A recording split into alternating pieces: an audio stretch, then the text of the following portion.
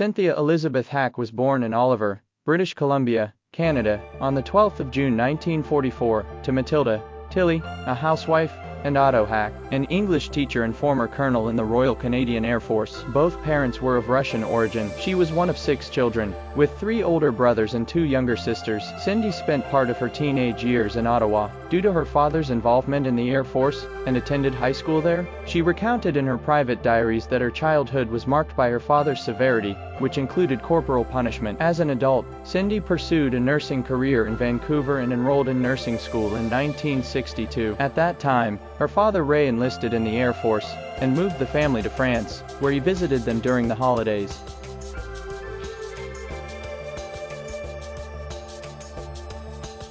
In the summer of 1965, Cindy met Roy Macapiece, a South African psychiatrist 18 years, her senior. The two were married on the 9th of December 1966, the same year she graduated from nursing school with a BSN. Cindy's parents were skeptical about the marriage because of the couple's age difference, and her father thought that Macapiece had taken advantage of Cindy's naivety. Her family testified that the couple's marriage was troubled and that the two were sometimes emotionally distant. Although Cindy later made allegations of spousal abuse, Macapiece claimed that he only slapped her twice during their marriage. Although he was licensed as a psychiatrist in his home country of South Africa, Macapiece twice failed to obtain a medical license in Canada and instead took a job as an assistant professor at the University of British Columbia's Faculty of Medicine.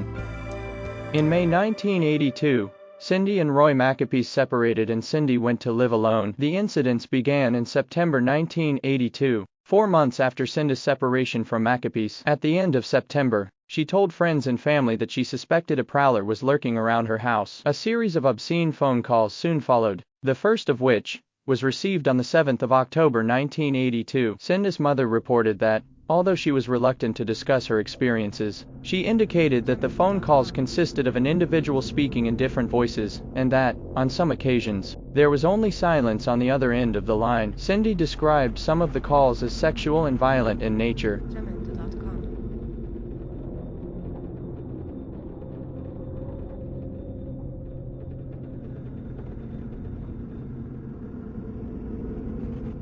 On the 11th of October, Cindy received a phone call that consisted of loud breathing noises, and the next day, she received another phone call with a threatening whisper that said, "One night I will catch you, Cindy." The woman reported the obscene phone calls to the RCMP, who went to her home and suggested that she keep a list of each phone call and its contents, as well as mark any unlisted numbers. Shortly after the officer left, Cindy received a phone call in which an apparently male voice said, "You fucking bitch, I will get you." The next day, on the afternoon of the 13th of October, the caller threatened her, "Do you think calling the police will keep you safe? Wait, my zip's open. I'm talking to my wrist," before abruptly ending the call.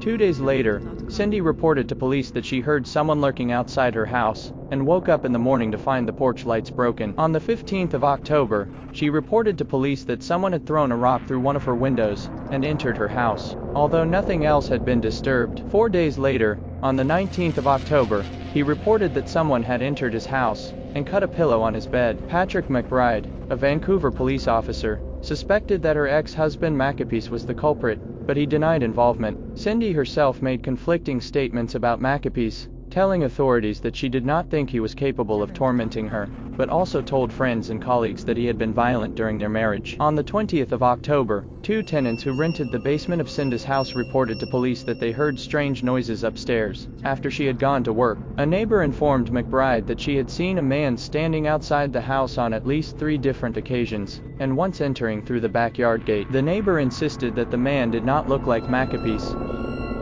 On the night of the 27th of January 1983, Agnes Woodcock, a friend and colleague at Blenheim House, visited Cindy's home and found her unconscious in her backyard, with a nylon stocking wrapped around her neck. After regaining consciousness, Cindy told Woodcock that she had been attacked from behind by an assailant as she walked to her outside garage, and that the individual had taken her into the garage, where another male subject was waiting, and the two had strangled her. She stated that the men inserted a knife into her vagina and threatened to kill her younger sister, Melanie, if she reported the attack to the authorities. Doctors who examined Cindy after the alleged attack found no concrete evidence of sexual assault, although Dr. David Boyer-Smith remained ambivalent about her claim. At the request of the police, Cindy was asked to see a psychiatrist but refused, as she feared it would stigmatize her. Instead, she agreed to see a general practitioner with experience in counseling.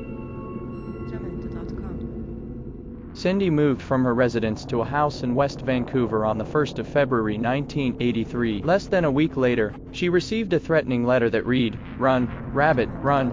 I'll show you how good I am. Soon, bang bang, you'll be dead." After a series of further obscene phone calls, Cindy moved to another house in April 1983. Macapiece, who had made constant attempts to reconcile with his wife, showered her with numerous lavish gifts in the summer of 1983 and paid for her plane ticket to Indonesia so that she could visit her brother Roger, who was stationed there. A few weeks after returning from the trip, Cindy found another note, dated the 22nd of August, with the inscription, "Welcome back, death, blood, hate." Cindy painted her car a different color, in an attempt to conceal her identity, and hired a private investigator, Izzy Cabin, to help her investigate her alleged stalker. Over the next 6 years, she continued to pay for Cabin's services. Cabin noticed that Cindy did everything she could to protect herself, such as wearing a portable panic button, and keeping oil and pepper spray with her at all times. Between October and November 1983, Cindy discovered the remains of 3 strangled cats in her garden, each tied with a rope. In her private diary, she accused Macapiece of destroying the garden in her backyard.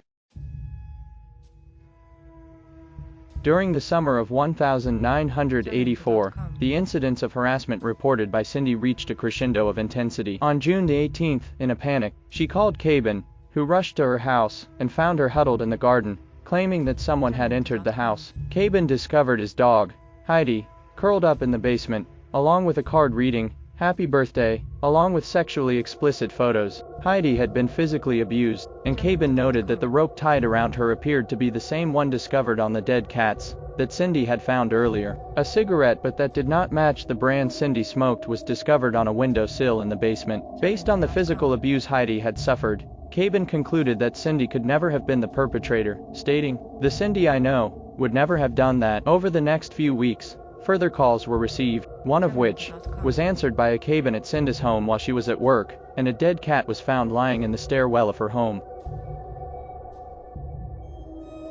On July 9, 1984, Cindy's mother, Tilly, spent the night at her home. In the middle of the night, Tilly awoke to hear Heidi barking and found Cindy checking windows and doors on the main floor of the house. Moments later, they both heard the doorbell ring and discovered that a window near the front porch was broken in several areas. 2 weeks later, on July 23rd, Cindy claimed she was attacked by an assailant near Dunbar Park while walking her dog at around 8:30 p.m. Several hours later, around midnight, she was found in a dazed state trying to enter a neighbor's house, and had a dark gray nylon stocking around her neck. His dog Heidi was found by Cabin wandering in the park area. She was taken to the nearby University of British Columbia Health and Science Center, where doctors observed 2 puncture marks in her right arm. While Cindy was being treated, a hospital receptionist told authorities that a man with a strange accent had called the front desk, asking about the hospital's security policies. When police played the audio of Macapiece's voice, the receptionist felt there was a strong possibility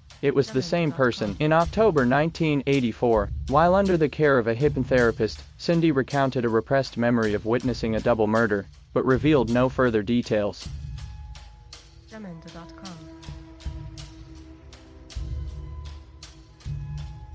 In August 1987, Cindy began working as a nurse at Richmond General Hospital. On August the 28th, her home's alarm was activated after a back window was broken, and 3 days later, on August the 31st, she reported to police that light bulbs on her front porch were loose. The following week, he reported that someone had used a glass cutter to create a hole in the basement door window. In February 1988, Cindy indicated that someone had broken a window in her home after taping it shut. On October the 11th, 1988, Macapiece received 2 strange voice messages on his home answering machine. One of the messages contained a hoarse voice uttering the phrase, "Cindy, dead meat soon." In August 1987, Cindy began working as a nurse at Richmond General Hospital. On August the 28th, her home's alarm was activated after a back window was broken, and 3 days later, on August the 31st, she reported to police that light bulbs on her front porch were loose. The following week, he reported that someone had used a glass cutter to create a hole in the basement door window. In February 1988, Cindy indicated that someone had broken a window in her home after taping it shut. On October the 11th, 1988, Maccabees received 2 strange voice messages on his home answering machine. One of the messages contained a hoarse voice uttering the phrase, "Cindy, dead meet soon."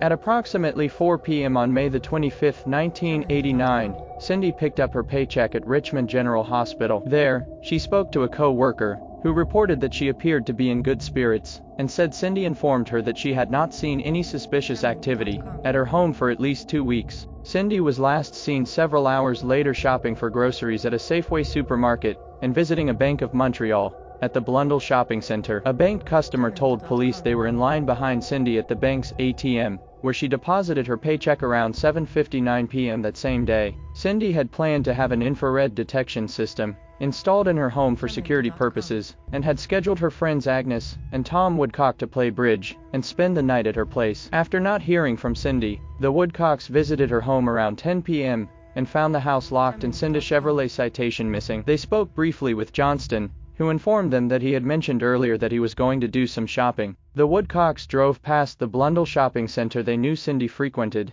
and found her car abandoned in the parking lot. They went to the Richmond or CMP station to report Cindy as a missing person. Although she had only been missing for several hours, a patrol car was dispatched to investigate based on her long history with the police department.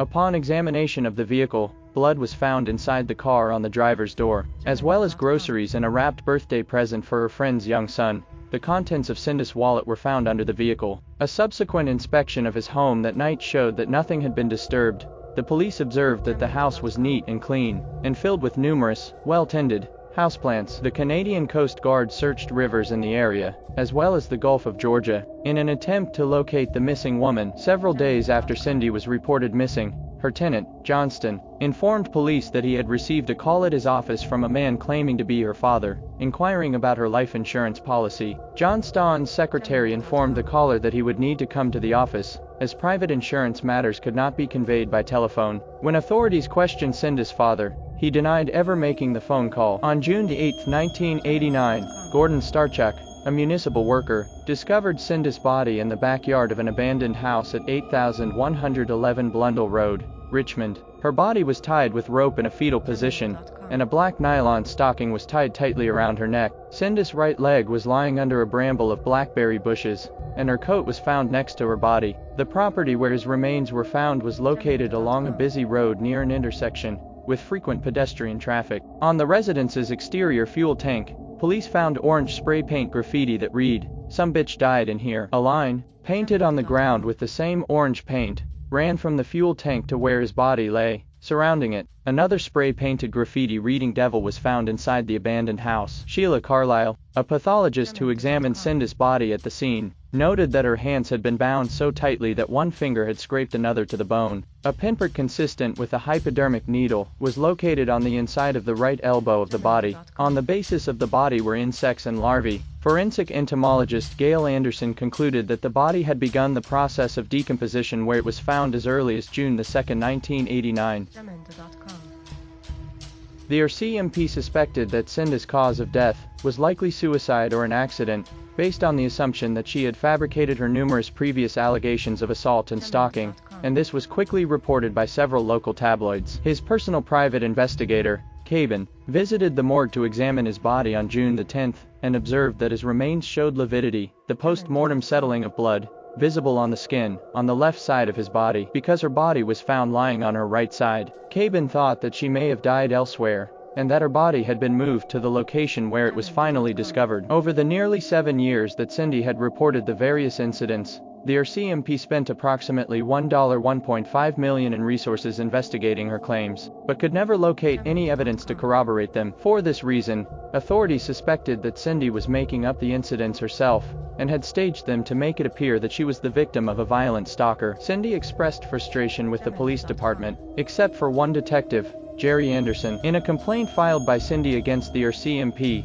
she spoke highly of Officer Anderson for his patience, tireless professional conduct and his exemplary investigation of this case. She said he is the only member of the RCMP of whom I feel I can trust and feel at ease.